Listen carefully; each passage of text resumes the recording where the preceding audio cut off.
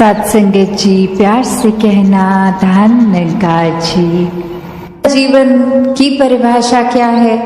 तो संतों ने यही समझाया कि इस जीवन में आने का जो उद्देश्य, ये भाव मन का कहाँ से आए हैं, कहाँ जाना है, ये परमात्मा की प्राप्ति, इस परमात्मा के हो जाना, इस परमात्मा में एकमिक हो जाना, इस परमात्मा के एहसास में रहना, ये ब्रह्म ज्ञान द्वारा जीवन को सफल कर लेना ही असल में सफलता है। चाहे इस परमात्मा ने रहने के लिए जो व्यवस्था करी है, चाहे वो महल रूप, चाहे झोपड़ी रूप, चाहे किसी तरह का भी कल्चर, एक रहना, किसी तरह का भी खाना पीना, तो ये सब मुबारक है।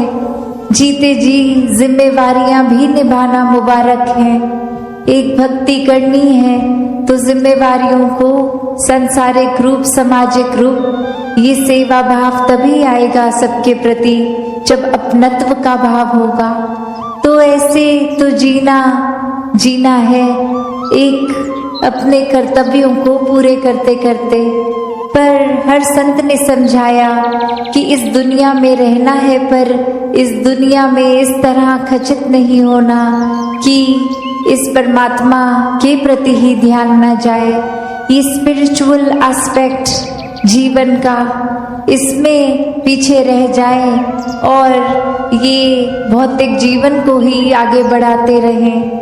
तो चीज़ों का इस्तेमाल करते हुए, सदुपयोग करते हुए जीवन जीना है और अंदर से सिर्फ इस आध्यात्मिक जीवन को ही एक ज़्यादा पुश देना है, इसके प्रति, इस निराकार परमात्मा, इसको जानकर फिर इसी की भक्ति में, इस प्रेम में चूर होके जीवन को जीना है।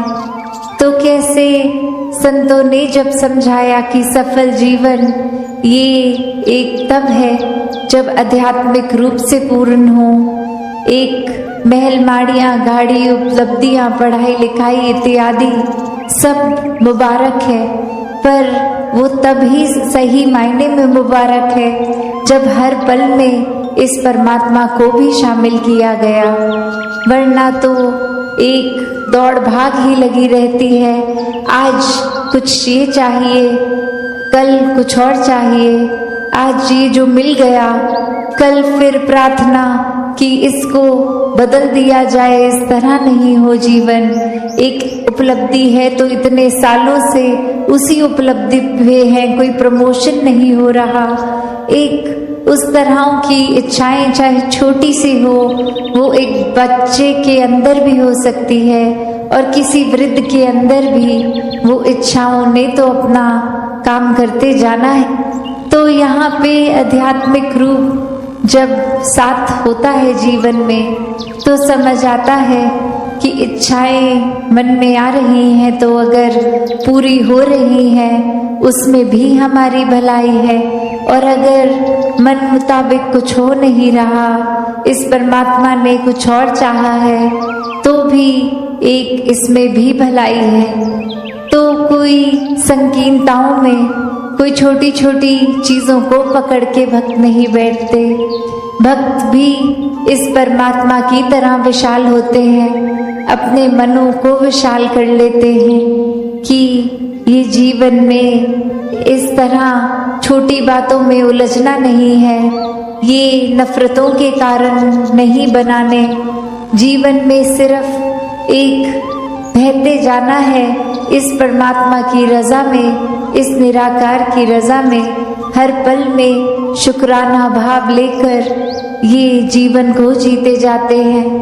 और हर समय यही सिखाया है भक्तों ने कि ये समाज में, घर परिवार में, गृहस्थ में रहकर ही भक्ति को करना है।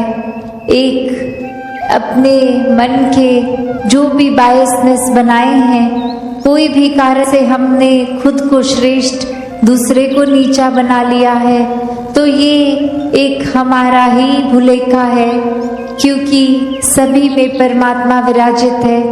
एक बराबर हैं सभी। तो एक हमने स्वयं किसी को ऊंचा घोषित कर दिया, किसी को नीचा, क्योंकि वो कहीं और जन्मे हैं, कहीं और का खाना खाते हैं। तो ऐसा जीवन अगर हम ऐसी सोच रख रहे हैं तो नुकसान हमारा ही है, क्योंकि सभी श्रेष्ठ हैं, सभी में परमात्मा है, और जिस घट में भी परमात्मा है वो नीचा हो ही नहीं सकता। परमात्मा तो कण कण में है, पूरे ब्रह्मांड में है, इस संसार के एक कण कण में है। तो फिर यही कण कण से शिक्षा की बात आती है कि कैसे हर एक से ये सीख लेना।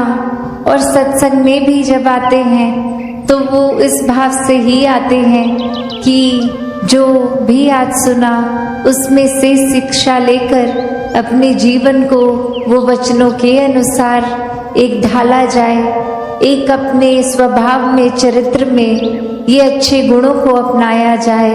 और अच्छे गुण तभी ठहरते हैं लॉन्ग टर्म, एक ज़्यादा देर, एक जिंदगी भर, जब वाकई ही वो गुणों को सिर्फ सीखा ना जाए, वो गुण बन लिया जाए।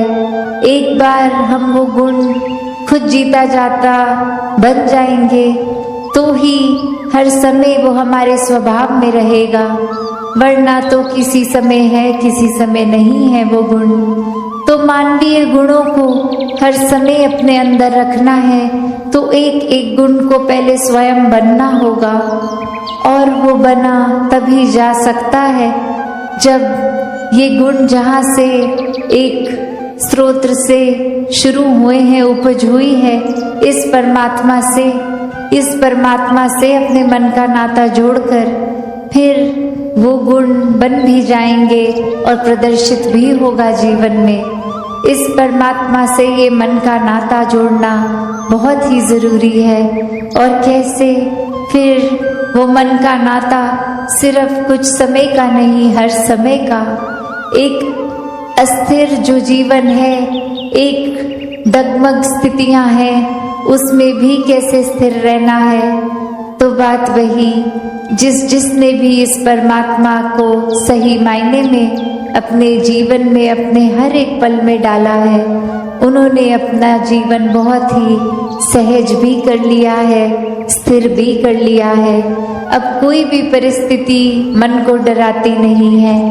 एक परिस्थिति कोई खुशी देती है तो कोई दुख, तो ये याद रहता है कि दोनों ही परिस्थितियों में परमात्मा उसी तरह पूर्णता से पूरा पक्का विराजित है। और फिर मन दुख नहीं झेलता, एक ये मान लेता है कि कुछ देर के लिए अच्छी घड़ियां भी आई हैं, दुख की भी आएंगी। एक भागना नहीं है परिस्थितियों से, हर एक परिस्थिति में प्रभु परमात्मा का प्रसाद ही वो परिस्थिति है, उसको उस तरह ही जीना है।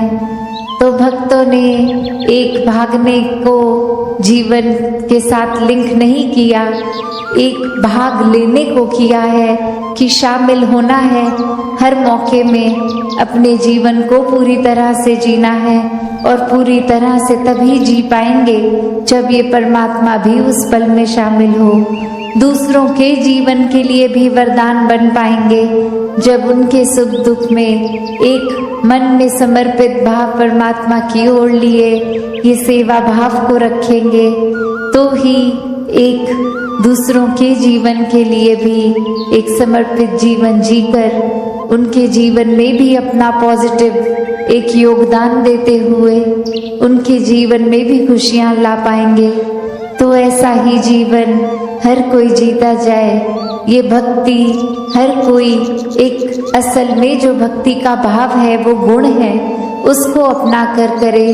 कोई छुपे हुए लालच से, कोई डर से नहीं, सिर्फ प्यार ही प्यार इस परमात्मा के प्रति और परमात्मा की बनाई इस सृष्टि, ये हर एक के लिए, इंसानों के लिए एक बिना जाति पाति के दायरे में फंसे सिर्फ और सिर्फ एक हर दिशा में प्यार पहुंचाते रहें। ये ना सोचे कौन अपना है, कौन बेगाना है, कौन हमारे कल्चर का है, कौन अलग तरह से रहते हैं, बस ये प्यार बन के हर एक तक प्यार पहुंचाएं। हर पल में इस निराकार को याद रखें, तभी जीवन वाकई ही सफल जीवन है।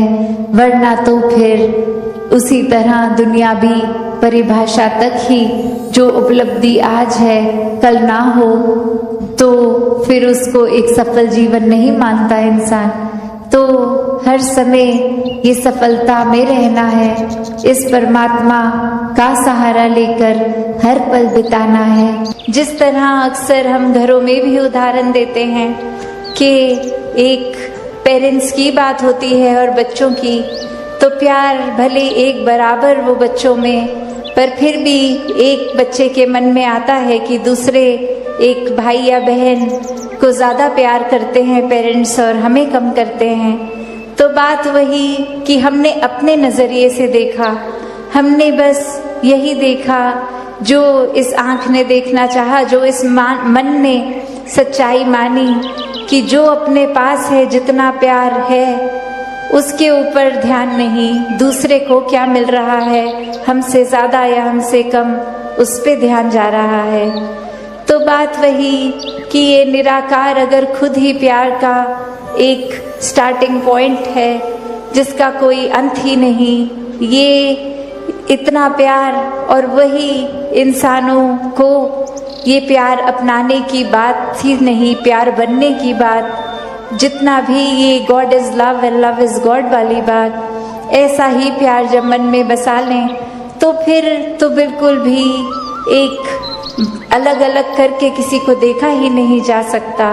ये बराबर का प्यार, एक प्यार फिर वो बहती नदी की तरह जो हमेशा एक अपनी पूरी एक अपने आप को समर्पित रूप में देकर बहती जाती है। तो उसमें ये समझ लेना कि कितना प्यार हमारे हिस्से है और उस प्यार का हम क्या कर रहे हैं। क्या वो प्यार को फिर हम एक नफरत का कारण, जेलसी का कारण, या फिर एक अपने छोटे होने का कारण मान रहे हैं कि दूसरे को ज़्यादा मिला तो हमारे हिस्से कम आया, या फिर जितना है जो है वो दूसरे को क्या मिल रहा है क्या नहीं, उससे एक बेपरवाह होके जितना हमारे हिस्से प्यार है उसको पूरी तरह जिएं, उसको खुद भी महसूस करें और आगे भी बांटते जाएं। साथ संगत जी, धन निरंकार जी।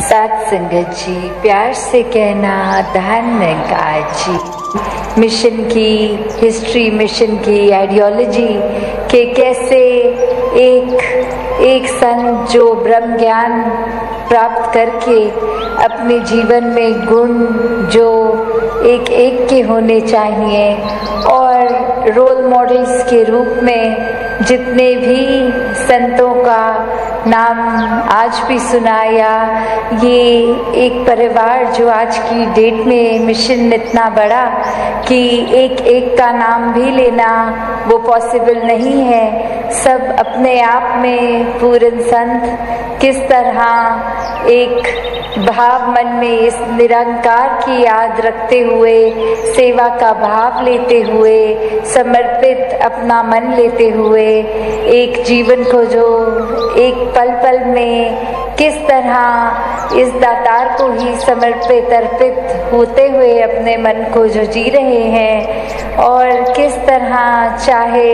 वो जगत माता जी का नाम लिया गया, शहंशाह जी का लिया गया, और किस तरह राजमाता जी, माता सविंदर जी, हर एक जिस तरह भी नाम हमने चाहे सुने हो, सद्गुरुओं के भी आज लिए गए और संतों के भी उनके साथ ही लिए गए, कि ये भाव मन में कि ये दृष्टि जब ब्रह्म ज्ञान की एक जीवन में आ जाती है तो एक दशा और दिशा ये एक हो जाती है। जब इस एक को जान लेते हैं, इसी की ओर, इस दातार, इस निरंकार के तरफ मुख रख के मुख उजला जब हो जाता है तो पल पल में ये ब्रह्म ज्ञान जिया जाता है कि सिर्फ ब्रह्म ज्ञान ले लेना ही मुक्ति का एक फाइनल नहीं,